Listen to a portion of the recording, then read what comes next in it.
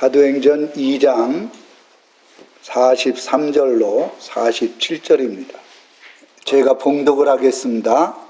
사람마다 두려워하는데 사도들로 말미암아 기사와 표적이 많이 나타나니 믿는 사람이 다 함께 있어 모든 물건을 서로 통용하고 또 재산과 소유를 팔아 각 사람의 필요를 따라 나눠주며 날마다 마음을 같이하여 성전에 모이기를 힘쓰고 집에서 떡을 떼며 기쁨과 순전한 마음으로 음식을 먹고 하나님을 찬미하며 또 온 백성에게 칭송을 받으니 주께서 구원받는 사람을 날마다 더하게 하시니라.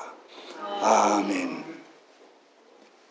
예수님이 이 땅에 오셔서 사역하시기 전에 830여 년 전에 요엘서를 통해서 남종과 여종에게 하나님의 성령을 물부터 부어주시겠다. 요엘서 2장 29절에 말씀을 했어요. 그게 120문도에게, 거기에는 여자분도 계셨고 남자분도 계셨고 그리고 나이 많은 분도 있었고 또 나이가 적은 사람들도 있어요. 그러니까 830년 만에 그 약속하신 요엘 선지자의 약속하신 그 말씀이 그대로 이루어진 거예요. 저는 지금 작정 기도를 하면서 가장 첫 번째 기도가 우리 목양교회 성도님들에게 성령을 물부터 부어달라고. 교회가요, 성령을 받지 않는 교회, 성령의 충만함과 성령을 체험하지 않는 교회, 이런 교회는 한계가 있는 거예요. 성령을 받으면 그때부터는 체험을 하게 되거든요.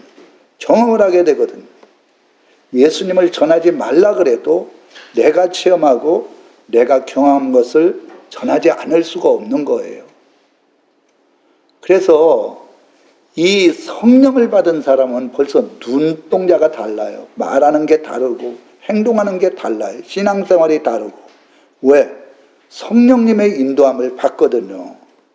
그럼 구약에는 성령을 안 받았느냐? 성령이 있었죠. 성령님이. 엘리야와 엘리사, 다윗 같은 사람들은 다 성령님의 충만함을 받고 하나님의 역사를 나타내고 그리고 하나님의 말씀을 증거했습니다. 그런데 우리의 육신 안에는 영혼이 있거든요. 영혼의 원죄의 문제는 염소나 양이나 송아지를 잡아서 해결할 수가 없는 거예요. 그때그때마다 죄를 지으면 그 죄사함을 얻게 하기 위해서 양이나 염소나 아니면 비둘기를 잡는 거지, 그것이 영혼의 원죄의 문제만큼은 해결을 못하니까 성령으로 그냥 옷을 입히듯이 성령으로 감동해 주신 거예요. 그래서 시편에 보면 죄를 지을 때마다 하나님 앞에 성령이 떠나가지 않도록, 죄를 지으면 성령이 떠나갈 수 있어요. 왜? 영혼 속에 임하지 않았기 때문에. 구약에는 그랬단 말입니다. 그런데 예수님께서 성령을 받아라, 물 세례만 받지 말고 성령의 세례를 받아라, 이건 성령의 감동으로 신앙생활하는 게 아닙니다. 영혼 속의 죄악의 문제가 내가 십자가에 달려 죽어서 3일 만에 부활해갖고 하늘로 올라가서 보혜사 성령을 보내주겠다. 예수님께서 올라가시지 않으면, 십자가에 죽지 않으면 우리의 원죄 문제가 해결이 안 되는 거예요. 올라가면 원죄 문제가 해결되면 그때에 그 영혼 속에 내가 성령으로 거듭나게 하고 성령으로 인쳐서 영원토록 함께 주겠다는 거예요. 그게 구약과 신약의 차이고 예수님이 십자가에 달려 죽기 전과 후가 다른 거예요. 그래서 이 성령의 거룩한 역사가 하나님 앞에 죄를 사함을 받은 영혼 속에 누구든지 구하면 임한다는 거예요. 그러니까 제자들에게 너희들 예루살렘 떠나가지 말고 예루살렘에서 내가 십자가에 달려 골고다에서 죽었지 않느냐, 너희들은 내가 메시아라는 것을, 내가 하나님의 아들이라는 것을, 내가 그리스도라는 것을 십자가에 달려 죽은 사람들에게 증거를 해줘야 된다는 거예요. 그래서 떠나가지 말라 그랬어요. 10일 동안 정말 오직 하나님 앞에 성령의 거룩한 역사가 임하기 위해 기도할 때 성령이 그들에게 임한 거예요. 그 성령이 임한 것은 성령으로 거듭난 거고 성령의 인침을 받은 것이고 성령의 능력이 함께 주는 거예요. 할렐루야. 그리고는 여기에 12 제자들이 그냥 그 14국에서 온 오순절을 맞이해서 14개국에서 온 많은 사람들이 있었는데 막 성령 안에서 거리낌 없이 증거했어요. 너희들이 달려 죽은 예수는 십자가에 달려 죽었지만 3일 만에 살아났다. 우리가 두 눈으로 똑똑히 봤다. 40일 동안 계시면서 구름 타고 하나님 나라에 올라가시면서 성령이 너희들에게 임할 때까지 내가 원하는 곳에 머물러 기도하라 했는데 하나님 앞에 10일 동안 기도할 때 성령이 임함으로 다른 언어들로 말을 하기 시작했다. 방언은요, 대신 방언이 있고 대인 방언이 있어요. 대신 방언은 하나님만 알아듣는 방언이에요. 사람들도 모르고. 그런데 대인 방언은 14국에서 온 내가 전혀 스페인어도 알지 못하고 그리고 중동에 있는 나라의 언어들도 알지 못하는데 성령님께서 그들에게 복음을 전가하기 위해서 스페인어, 일본어, 영어 14개국에 있는 사람들이 다 들을 수 있도록 하나님께서 다른 언어들로 말하기 시작한 거예요. 사람들이 다 그것을 보고 있잖아요. 저 사람이 우리나라 말을 어떻게 아느냐? 성령이 역사하니까. 그리고 사도들을 통해서 이적과 표적이 나타난 거예요. 거기에서 사람들이 정말 예수님이 십자가에 달려 죽어서 3일 만에 부활하시고 저들에게 하는 행동을 보니까 성령이 저들에게 임했구나. 그리고는 3,000명이 회개하고 그 제자들로부터 세례를 받은 거예요. 그리고는 말씀을 들을 때 어떻게 듣겠어요? 저분들은 성령이 충만하게 받아서 저 말씀이 하나님의 말씀이구나. 그래서 사도의 가르침을 받고 그리고 십자가의 사랑과 은혜를 생각하면서 죄를 회개하고 그리고 오로지 기도함으로 그들도 성령을 받고 성령의 능력 안에 거하기 위해서 하나님 앞에 오로지 기도했다. 저번 주 시간에 그렇게 말씀을 전했어요. 근데 오늘은 초대교회가 말로만 하나님을 사랑한다는 게 아니라 삶에 엄청난 변화의 역사가 일어났는데 오늘 초대교회의 시작의 변화의 역사가 바로 오늘 본문 말씀에 나와 있어요. 그래서 오늘 제목은 초대교회의 시작 모습.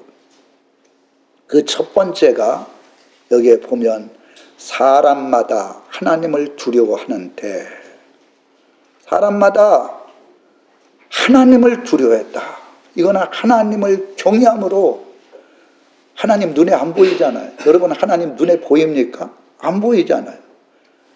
그러니까 성령을 받지 못하고 은혜 안에 거하지 못한 사람은 지 마음대로 행동하는 거예요. 하나님은 분명히 눈에 보이지 않지만 영으로 계셔요. 예배드리는 이 자리에 와 계셔요. 그리고 여러분들의 일거수일투족 하나님의 자녀라면 다 보고 계셔요. 여기 두려워하는데 이 뜻은 놀람, 공포, 존경 이런 뜻을 가지고 있는 거예요. 하나님이 눈에 안 보이지만 저 사람들을 보니까 저 하는 역사를 보니까 엄청나게 놀란 거예요. 그리고 공포를 느낀 거예요. 공포를 느끼고 난 다음에 정말 하나님 살아계시구나 존경하는 마음을 갖게 된 거예요. 시편 139편에 보면 이렇게 써놨어요. 너희들이 앉은 것, 일어난 것, 말하는 것, 생각하는 것, 길에 가는 것 다 알고 있다는 거예요. 그러니까 말 함부로 하면 안 돼요. 하나님 다 듣고 계셔요. 그리고 어디에 가서 앉아 있는지, 어디에 가는지 다 그런 것들을 보고 알고 있다는 거예요. 예수 믿는 사람들은 이제는 자기 것이 아니에요. 핏값으로 예수님이 죽으심으로 우리를 사주셨어요. 주님 것이에요. 그러니까 앉으나 서나 생각하는 것이나 행동하는 것 다 주님의 영광으로 해서 해야 되는데, 예수 믿을 때와 믿지 않을 때 똑같이 행동한다면 그건 하나님의 자녀가 아닙니다.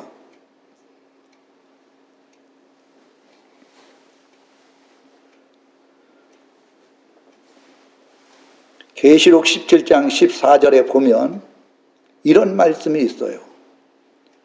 내가 부르시고 택하신 자들, 그리고 진실한 자들, 이런 자들은 반드시 환난 속에서 이기게 해주겠다.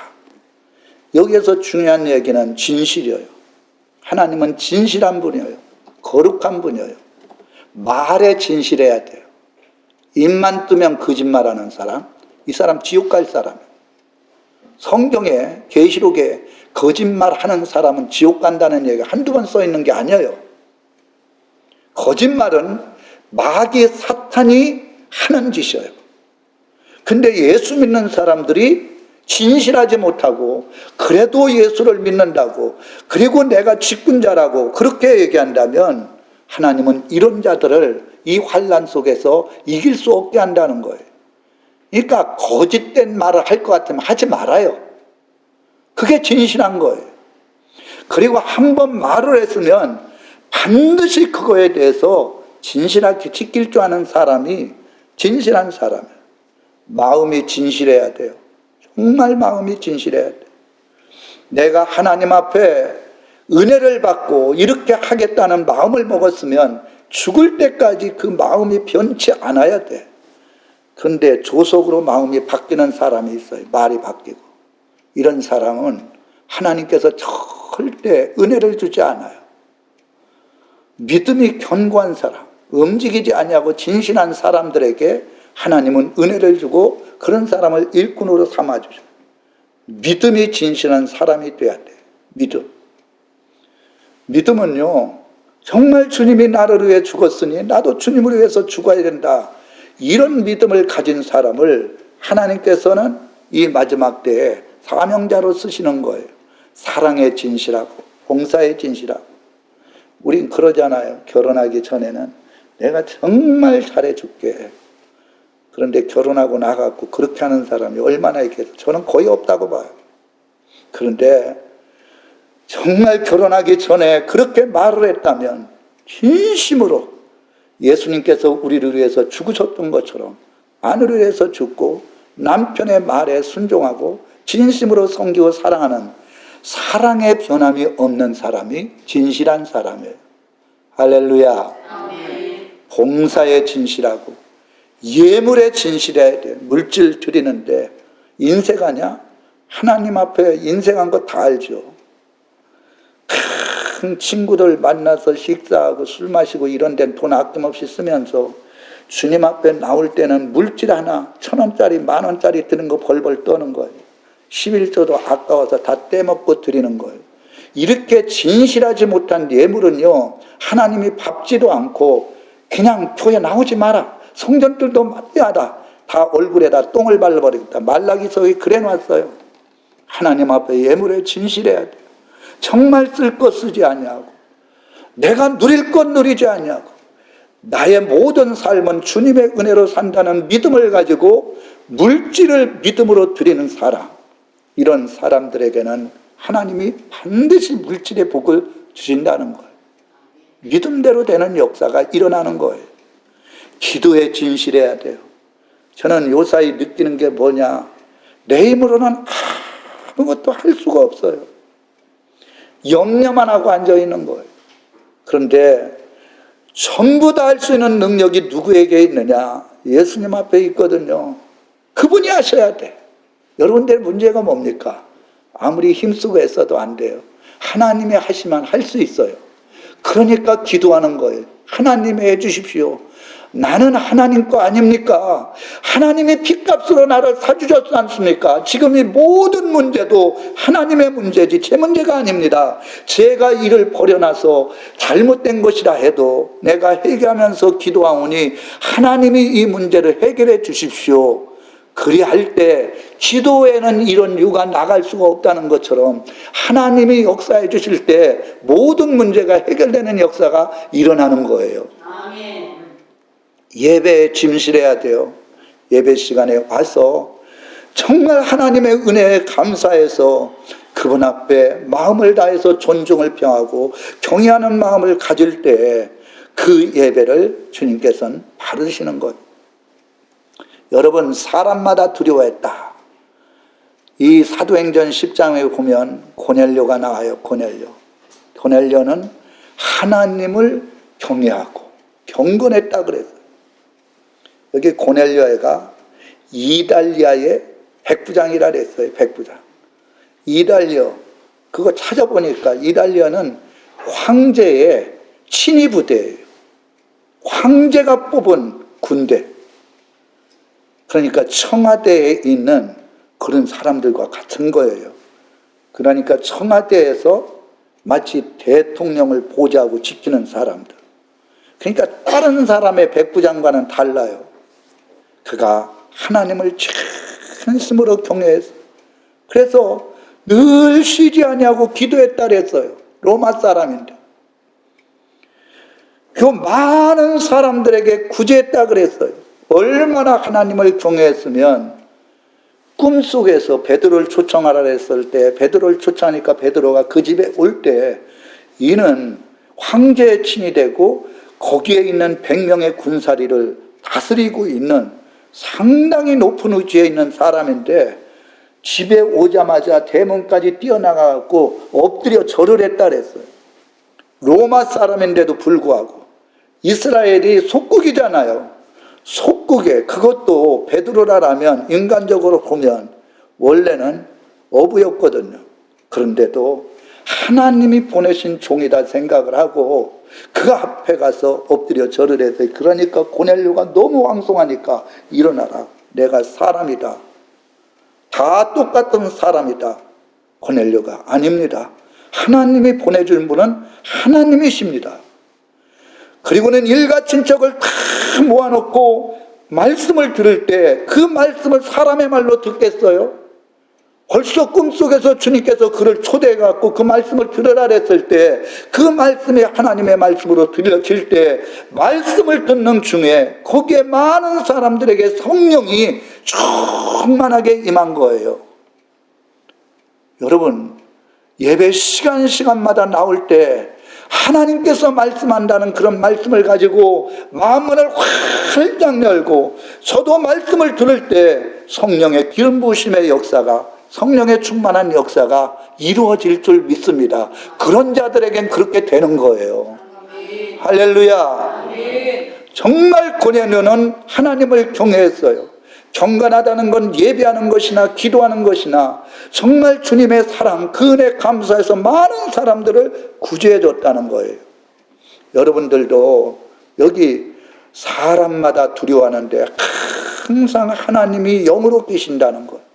그분은 내 안고 일어선 것, 말하는 것, 생각하는 것, 행동하는 것 다 보고 있고 행한 대로 심판하신다는 것 반드시 기억하는 게 성령님께서 하시는 일이다. 두 번째로는 여기에 보면 45절에 그래놨어요. 재산과 소유를 팔아 각 사람의 필요를 따라 나눠주며 재산과 소유를 팔아 필요를 따라 나눠줬다. 이거는 하나님의 사랑을 이웃 형제들에게 실천하는 거예요. 여기 나눠주며 이 얘기는 쪼개다, 분배하다, 나누다 이런 뜻을 가지고 있어요. 여기 가만히 44절에 보세요. 믿는 사람이 다 함께 있어. 다 함께 있었대요. 몇 명이 모인지는 모르지만 함께 공동생활을 했다는 거예요.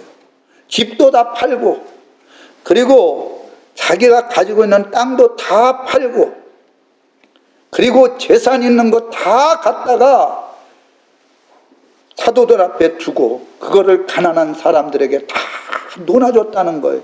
먹을 것 없는 사람에게 그 양식을 논아주고 땅도 다 논아줬다는 거예요. 정말 교회는요, 다 같이 교회를 중심으로 해서 모여 사는 게 굉장히 중요해요. 그리고 다 가정들마다 물질이 없는 사람은 물질 나눠주고 먹을 것이 없는 사람은 먹을 것 나눠주고, 또 가보니까 그 집에 냉장고가 없어요. 여기에 보니까 물건도 서로 다 통용에 따라서 네 것 내 것이 없고 다 통용을 한 거예요. 재산과 소유를 다 팔아 각 사람의 필요를 따라 나눠줬다. 이게 사랑이에요. 부자는 천국에 못 간다고 마태복음 19장에 나와 있잖아요. 성경에 보면 누가복음 19장 1절로 10절에 보면 삭개오가 나가요. 삭개오는 세리장이었어요. 세무소장이었어요. 그래갖고 도문을 엄청나게 벗어서 큰 부자였는데, 예수님께서 삭개오의 집에 가서 하나님의 말씀을 증거할 때 너무 감격하고 은혜를 받아서 거기서 서서 이런 얘기를 했어요.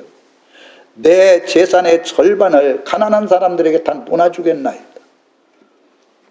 재산이 얼마인지 모르지만 100억이면 50억 나눠준다는 거예요. 그리고 내가 세무소를 운영하면서 사람들에게 돈을 억지로 뜯은 거 있으면 4배로 갚아주겠나요? 자기의 돈 없는 거야. 평생을 돈을 모으기 위해서 온갖 욕을 다 얻어먹으면서 참으로 부자가 되었는데, 하나님의 은혜 말씀을 듣고 나니까 정말 내가 잘못했구나 회개하는 마음으로 자기의 절반을 가난한 사람들에게 논아줘. 자기가 억지로 고통을 해갖고 그 세금을 억지로 뜯어낸 사람이 있으면 그거를 다 4배로 갚겠나이다. 그랬더니 예수님께서 뭐라 그랬어요? 이 사람이 하나님의 백성이 되었다. 아브라함의 품에 안겼다. 그때서 구원받은 것을 말해주고 있어요. 입술로만 예수 믿는다라고, 입술로만 사랑한다라고 돈만 모으고 이렇게 하고 행동하지 않는, 사랑을 실천하지 않는 사람은 천국에 가봐야 알아요.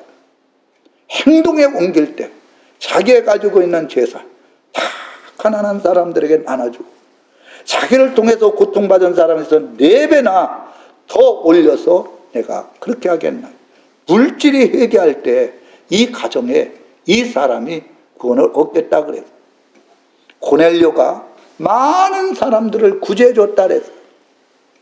그리고 여기에 보면 사도행전 9장 36절에 보면 다비다가 나와요. 이름이 도르가인데 이 사람이 병에 걸려서 죽었어요. 그런데 거기에 36절에 보면 선행과 구제를 심히 많이 했대요. 근데 자기가 번 것은 다 구제한 거야. 힘이 많다는 것은 자기의 먹을 것, 자기의 마실 것, 입을 것만 내비두고 구제를 했어요. 그런데 갑자기 병들어 죽었어요. 그러니까 베드로에게 가서 그렇게 얘기를 하고 가난한 사람들이, 구제를 받은 사람들이 울면서 이야기를 하니까 베드로가 내가 가서 그에게 기도해 주겠다. 가서 기도할 때 다시 살아나는 역사가 일어났다. 고넬료에는 하나님께서 베드로를 초청을 해서 말씀을 듣는 중에 그 식구들이 다 성령을 받았고, 그리고 다비다 도르가라는 이 사람은 많은 사람을 심히 많이 구제를 했는데 다시 살아나는 축복을 누린 거예요. 성경은 우리들에게 이야기를 합니다. 주는 자가 받는 자보다 복이 있다. 평생 받는 것만 먹고 산 사람은 하나님 나라가 상급이 없어요. 너 뭐하다 왔느냐? 얻어먹다 왔습니다. 얻어먹을 수 있죠. 하나님 앞에 이렇게 기도해야 돼. 내가 지금은 힘들어서 다른 사람들에게 도움을 받지만 정말 열심히 주님의 뜻대로 살아 하나님이 복을 주셔서 다른 사람들에게도 구제할 수 있도록. 제가 오늘 이 말씀 붙들고 기도하는데, 우리 교회가, 제가 개척한 교회에서 가장 부흥했던 교회가 바로 2번째 개척을 했을 때예요. 그때 제가 그 거제 청빙을 받아서 갔을 때 장로님이 거기 있는 집사님들이 다 저를 보내갖고 전도사 시절에 청빙을 받아서 갔는데 보니까 700만 원 마이너스가 돼 있어. 제가 재직대를 하면서 이야기를 했어요. 이거 마이너스 계장이 플러스 되는 제거는 딱 한 가지 비결이 있다. 선교하고 구제하는 거다. 이 교회가 선교하고 구제를 안 하니까 마이너스가 되게 한 거다. 모든 복의 근원, 물질의 복은 하나님으로부터 온다. 그랬더니 장로님이 엄청나게 반대를 하는 거예요. 그래갖고 내가 그랬거든요. 장로님, 저 전도사고 당회권이 없어요. 그런데 제 얘기하는 얘기에 제 목회 방침에 반대를 하면 저는 그 교회 안 갑니다. 그래갖고 각서까지 썼거든요. 그런데 딱 그거에 발동을 거는 거예요. 그래갖고 내가 장로님한테 장로님 아무리 반대해도 저는 합니다. 왜? 교회를 위해서. 만약에 이거를 하지 못하게 한다면 저는 깨끗하게 이 교회에서 나가겠습니다. 그리고는 6개월을 도와줬어요. 마이너스 나는데도. 그런데요, 마지막 결산을 해보니까 풍성하게 쓰고도 2천만 원이 남았어. 그리고는 교회가 20여 명 정도밖에 안 모이던 교회가 1년 만에 120명으로 진짜 출석 인원이 전 전도사 때였어요. 그렇게 부흥했거든요. 그리고 두 번째인가요? 교회 하는데 그때 제 사례 받을 것을 받지 아니하고 그걸 가지고 구제하고 어려운 사람 선교하고 그랬더니 하나님께서 2년 만에 땅을 사가지고 건축하는 역사가 일어났어요. 제 목회 생활에 주는 자가 받는 자보다 복이 있어요. 교회는 받으면 안 돼요. 줘야 돼요. 어려워도. 그러면 반드시 하나님이 채워주시는 거예요. 할렐루야. 우리 성도님들이 생각하는 게 내가 가난하니까 나는 낼 게 없어. 가난하니까 더 내고 복을 받아야지. 11조 더 온전히 들어야 돼. 하나님 안 보는 것 같지만 다 보고 있어요. 그런데 성경은 빈손 들고 오지 말래요. 빈손 들고 오면 안 돼요. 그건 죄가 되는 거예요. 성경은 분명히 말씀을 했어요. 한 주간 동안 베풀어 주신 은혜 감사하잖아요. 빈손 들고 오지 말고 주님 앞에 내 믿음대로 감사하라는 거예요. 그리하면 내가 그들에게 은혜를 주고 복을 주겠다. 이렇게 말씀을 했어요. 초대교회가 여기에 보면 3,000명에서 수만 명으로 부흥되고 부자들이 다 와가지고 그 재산을 다 팔아서 나눠주고 이러니까 어떻게 됐습니까? 이 교회가 수만 명으로 폭발적으로 부흥이 됐어요. 심지어는 아나니아 삽비나가 자기의 땅 다 팔고 이 사도들 앞에 나올 때 그것을 갖다 드렸어요. 사도가 물어본 거예요. 사도들이 이게 물질 판 거 다냐? 사도들은 영적인 눈이 열렸기 때문에 알아요. 답니다. 그러니까 네가 나를 속인 게 아니고 하나님을 속인 것이다. 그리고는 아나니아가 떠나갔어요. 혼이 떠나가 죽었어요. 또 아내도 둘이 이제 이야기를 했겠죠. 나는 그 아나니아 삽비라 충분히 이해를 해요. 판 것이 뭐 몇 억인지 몇 천만 원인지 모르지만 그걸 다 교회 갖다 드리긴 너무 아까운 거야. 그래 이게 다냐 그러니까 자기도 달아랬어. 남편이 조금 전에 떠났는데 너도 떠나야 되겠다. 하나님께서 그 혼을 하나님께서 데려간 거예요. 하나님 앞에 물질에 대해서 진실하지 못하면 벌써 죽은 거나 마찬가지예요. 하나님 앞에 진실하게 물질을 드리면요. 저는 평생 목회를 40년 가까이 하면서 느낀 게 제가 목사임에도 불구하고 정말 저는 쓸 것 쓰지 아니하고 모아가지고 저는 오직 제가 사례를 받은 것을 가지고 하나님 앞에 헌금 드리는 거예요. 건축헌금 드리고 감사함을 드리고 선교함을 드리고 가지고 있는 것 우리 목사님 어려운 교회 선교도 해주고 양복도 사주고 그렇게 합니다. 전태는 굉장히 인색하겠어요. 우리 식구들이 알아요. 돈 한 푼 안 씁니다. 외식 같은 것도 발발 떨면서 하지 못해요. 그렇지만 주님을 위해서 쓰면 하나님께서 반드시 복을 주신다는 생각을 하니까 하나님이 엄청나게 은혜를 주었어요. 정말로. 그리고 목회를 하면서 수많은 사람들을 봤잖아요. 하나님 앞에 인생한 사람이 복을 받지 못해요.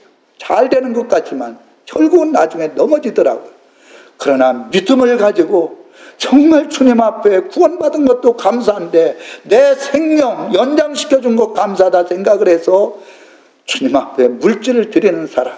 거제도에 있을 때 한 자매가 사업이 망해서 단칸방에 거기에다 새빵을 살고 있었는데 호떡 장사했어요. 불빵 장사. 매주마다 버는 걸 다 갖다 감사의 물을 드리면서 제가 굉장히 감동을 받았어요. 아, 참 이런 사람도 있구나. 그랬는데 좋은 의사 만나고 이분이 간호사 하다가 쫓겨 내려와서 창원에 있다 거제도 왔는데 의사랑 결혼해가지고 하나님 앞에 큰 은혜를 받은 걸 보고 하나님 앞에 믿음으로 행하면 반드시 거기에는 믿음의 보응이 있다는 것. 재산과 소유를 팔아 다 나눠줬어요. 마태복음 19장에 보면 부자 청년이 나오는데 네 가지고 있는 거 다 팔아 가난한 사람들에게 도와주라 했더니 심히 고민을 하다 십계명은 잘 지켰는데 그걸 하지 못하고 돌아가니까 부자가 천국 가는 건 낙타가 바늘 깃구멍 들어가는 것보다 더 힘들어. 못 간다는 얘기예요. 십계명 다 지켜도 주님의 사랑을 실천하지 않으면 천국 못 간다. 이렇게 말씀해 놓은 거예요. 이거는요 간단한 겁니다. 그런데 교회에서는 이것을 전하지 못하는 거예요. 부자가 너무 많고 가난한 사람이 너무 많아요. 부자는 나눠줘야 돼요. 그게 초대교회의 아름다운 모습이에요. 근데 부자는 부자대로 다 복을 받으라고 기도해주고 가난한 사람들은 가난한 대로 그냥 내버려 두고 교회는요 가난한 사람이든 부자든 간에 아름다운 사랑으로 가난한 사람이 없고 부자가 없고 다 동일하게 은혜 가운데 거하는 게 하나님이 기뻐하는 교회의 아름다운 사랑의 모습이에요. 할렐루야. 마지막으로 여기 세 번째 보면 하나님을 찬미했다. 47절에 그래 놨어요. 하나님 앞에 영광을 돌렸다는 거예요.